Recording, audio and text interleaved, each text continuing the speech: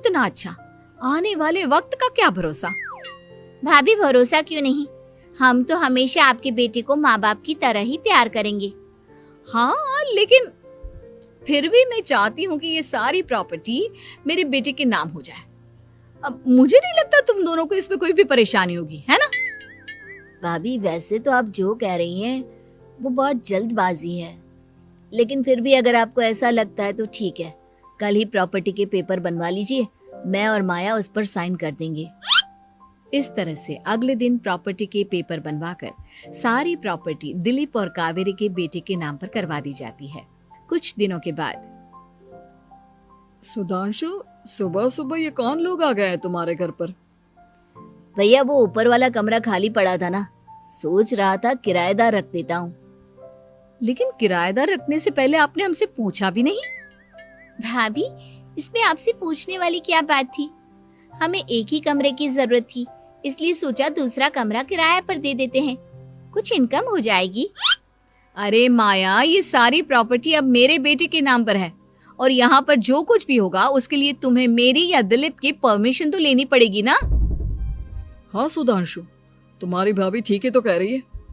अब देखो, तुमने खुद अपने हाथों से ये प्रॉपर्टी हमारे बेटे के नाम की है, वह अभी बहुत छोटा है, तो इस घर से रिलेटेड सारे फैसले तुम्हें हमसे पूछ कर लेने चाहिए।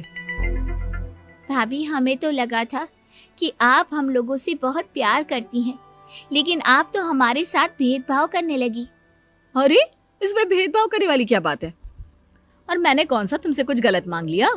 अरे ले देकर मेरा बेटा इकलौता इस पूरे वंश का वारिस है, सब कुछ उसके नाम है, तुम्हें इस बात से जलन क्यों हो रही है? भाभी माया को जलन नहीं हो रही, वो तो बस ऐसे ही कह रही थी। सब जानती हूँ मैं, इसकी खुद की तो कोई औलाद पैदा नहीं हुई, बस इसीलिए जब देखो तब मेरे बेटे पर बुरी नजर डालती रहती है। देखो माया, कावेरी तुमसे बड़ी है, वो जैसा कहती है वैसा करो, और वैसे भी इस घर पर अब तुम लोगों का कोई अधिकार नहीं है, वो तो हम लोगों की भलाई समझो जो तुम्हें अभी तक यहाँ रहने दिया है। भैया आप इतने कैसे बदल गए? इस प्रॉपर्टी ने आपके दिल से हमारे लिए प्यार पूरी तरह खत्म कर दिया है क्या? इसी तरह वक्त बीतता जाता है और देखते देखते दिलीप और कावेरी का बेटा प्रणव 25 साल का हो जाता है और उसकी नौकरी लग जाती है।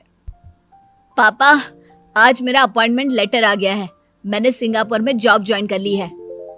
लेकिन प्रणव, विदेश में नौकरी करने जाने से पहले तुम्हें कम से कम अपने मम्मी पापा से एक बार पूछना चाहिए था ना। इसमें पूछने वाली क्या बात है माँ, मैं सिंगापुर जाकर जॉब करना चाहता हूँ तो करना चाहता हूँ। देखो प्रणव, हमने तुम्हारे लिए इतनी सारी प्रॉपर्टी यहाँ पर रखी हुई है, उन सब का क्या होगा? यहाँ रहो, बिजनेस करो। सॉरी पापा, मैं यहाँ रहकर कोई बिजनेस नहीं करने वाला, और ये जितनी भी प्रॉपर्टी आपने मेरे लिए संभाल कर रखी है ना, ऐसे ही किसी को दान में दे दीजिए, क्योंकि मैं सिंगापुर से वापस इंडिया आकर कभी नहीं रहने वाला। दिमाग खराब हो गया है तेरा, जानता नहीं तेरी वजह से हमने तेरे चाचा चाची से लड़ाई करके पूरा घर तेरे नाम करवा दिया था। हाँ तो ऐसा करने से पहले आपको सोचना चाहिए था ना। और मम्मा, मैं तो वैसे भी उस वक्त 1 साल का था, मेरा इस मैटर से कोई लेना देना नहीं है। कैसी बात कर रहा है ये लड़का? अरे तेरी वजह से अपने छोटे भाई से दुश्मनी लेकर बैठा हूं मैंने तो उसे घर से भी निकाल दिया। जानता नहीं तू, बाजू वाले घर में एक छोटा सा कमरा किराए पर लेकर रहते हैं तेरे चाचा चाची, और ये सब मैंने तेरे लिए किया। देखिए पापा, आपने जो कुछ भी किया अपने लिए किया, मैंने आपसे कब कहा था कि मुझे ये प्रॉपर्टी और घर चाहिए?